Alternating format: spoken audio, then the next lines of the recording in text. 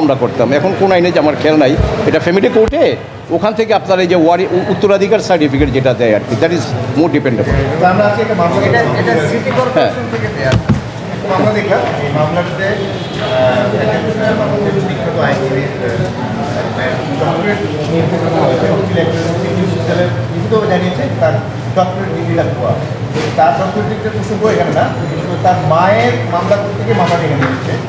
এখানে কি তার সেই জন্য তার মা এসে মামলা করছে যে তার সন্তানকে বের করে দিয়েছে, এটাকে তার ফৌজদারি আইন বিষয় দেখে না, মা তাকে বের করে দিয়েছে এটা তো আর ফৌজদারি বিষয় না। এখানে তারা সে মাকে বের করে দিয়ে থাকলে এইটা প্রচলিত আইন যেটা, সেটা হলো যে তার যে ইনহেরিটেন্স ফাদার মারা যাওয়ার পরে মা কি পাবে না পাবে সেটা ওইভাবে এটা নির্ধারিত হবে। আর এখানে ক্রিমিনাল অফেন্স প্রপার্টি শেয়ার নিয়ে যদি কোনো ডিসপিউট হয়, it's not a criminal offence. কিন্তু বাকি যেটা বললেন ওটা তো ক্রিমিনাল অফেন্স। এটা তো সম্পূর্ণভাবে এটা তো আপনার একটা প্রতারণা, that is a criminal offence. Thank you.